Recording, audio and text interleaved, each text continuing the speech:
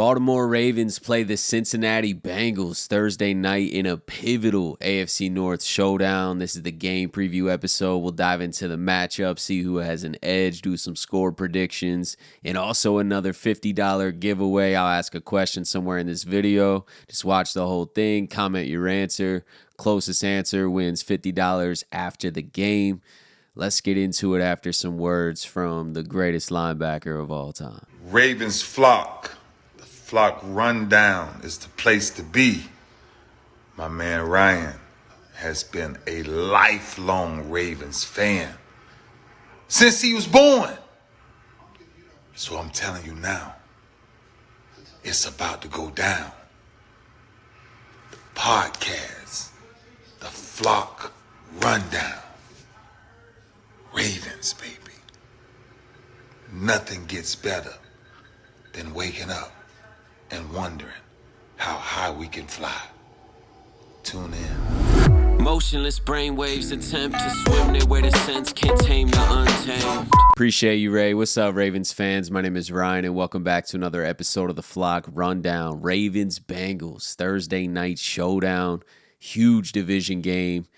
You know, must win probably for Cincinnati more than Baltimore, but if Baltimore can win this, they would take the reins of the North. And I'm sure you heard Deshaun Watson is out for the season. That's obviously terrible news. I don't want to celebrate or wish that on any player or team or fan base. That obviously hurts the Browns' chances tremendously to contend in the AFC. So that makes this matchup that much more important, in my opinion, because Cincinnati is a threat. Baltimore is a threat and is leading the division. So this is a huge game. Let's start with the injuries. Both teams are dealing with some key players out. The Bengals already ruled out Sam Hubbard and T. Higgins. We thought Trey Hendrickson wasn't going to play because he hyperextended his knee on Sunday, but looks like he's going to try and give it a go.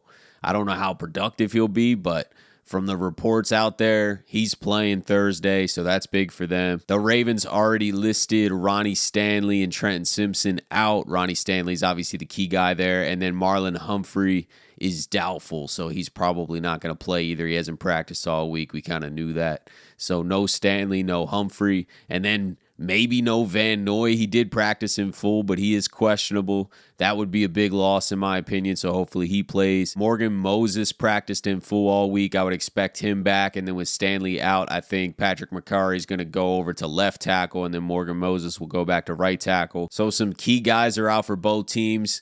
Obviously, us not having Marlon Humphrey is huge, but them not having T. Higgins is huge. You know, T. Higgins tore us up in the Week 2 matchup. I think that's kind of a wash, but this secondary is going to have to step up big time. They still have Jamar Chase, who's a huge threat, and Tyler Boyd and Joe Mixon in the run game and out the backfield. So there's still a lot of weapons for the Bengals, and Joe Burrow, you know, who's a quarterback that I trust more than most quarterbacks to be decisive and, you know, get the ball out fast and make the right reads and accurate throws. And he's pretty consistent at doing that. He's been turning the ball over a little bit more, and especially last week against Houston, but that's kind of uncharacteristic. Big key to this game is putting pressure on Burrow. I mean, whether that's making him hold the ball a little bit longer by dropping a bunch of guys in coverage, making him think, and hopefully our pass rushers can get home, Madubuike, Clowney, Van Noy if he plays, or keep blitzing, you know, bring some disguised blitzes. We got Marcus Williams back at safety now. We can obviously just plug Geno Stone in there effortlessly and then move Kyle Hamilton around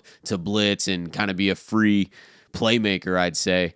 You saw that last week with the pick six. We need to make sure we're showing a lot of attention to Jamar Chase and double teaming him with a safety and making sure that he just can't get going, because then I think that forces Burrow to go elsewhere. Not saying that they don't have other weapons, but Jamar Chase is far and beyond the best offensive weapon that they have, so I'd rather him not get going. And then on the offensive side of the ball for the Ravens, they got to get the run game going. We got to run, control the clock, make sure that we're not giving the Bengals a ton of chances. Last week we had a couple 3-and-outs, just not being able to get the ball going on extended drives. And then what happens? Cleveland continuously goes on extended drives, and our defense gets a little gassed, has a terrible fourth quarter. There's no excuses, but I'm just saying we don't want to leave our defense out there, you know, drive after drive after drive, because Doesn't matter who you have or how well you're playing. Fatigue does play a factor. Momentum plays a factor.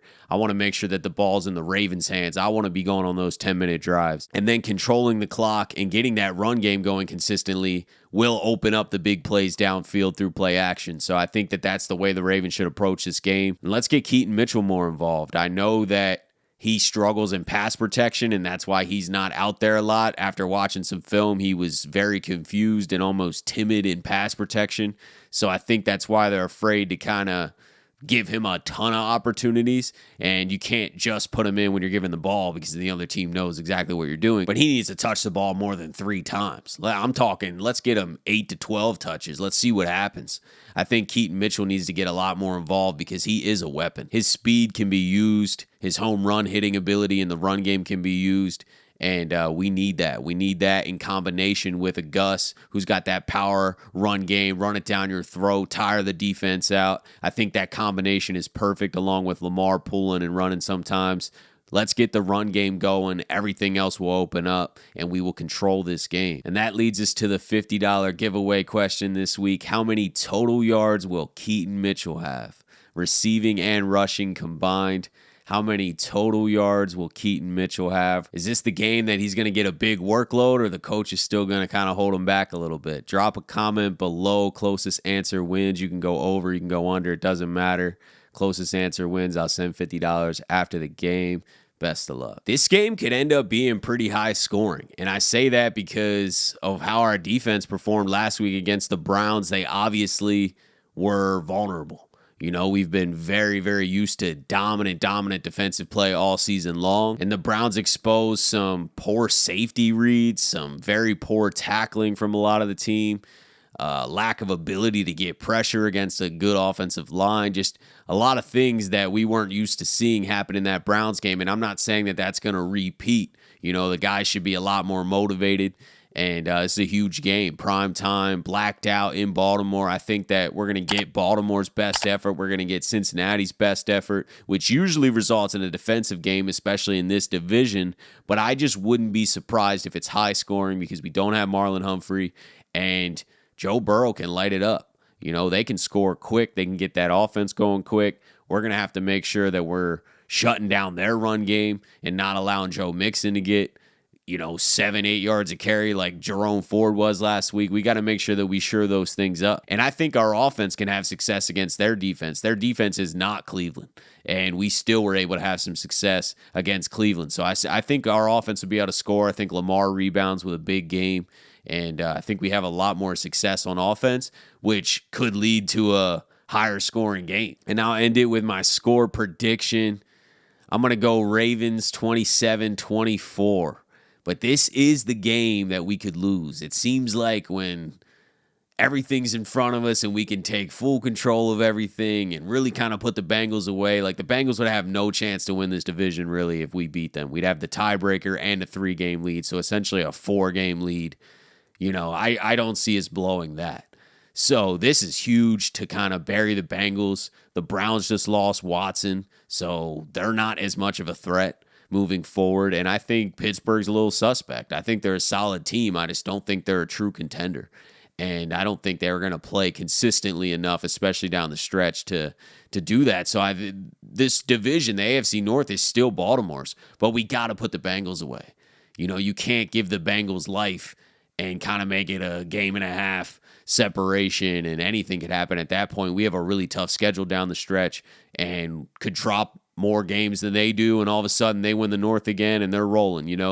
We got to put the Bengals away. I think after the loss in Cleveland, another home game Thursday night, blacked out, energy's going to be high, stadium should be rocking. I just think the Ravens find a way to get it done and outplay the Bengals and cause a couple turnovers, and we do get some pressure on Burrow. So I like Baltimore 27-24. Drop your score predictions below and just any predictions you have overall about the game, and can't wait for this one. This is a big one. Hopefully you heard the giveaway question. Just drop your comments below. And as always, guys, I appreciate you tuning in to another episode of the Flock Rundown. Go Ravens.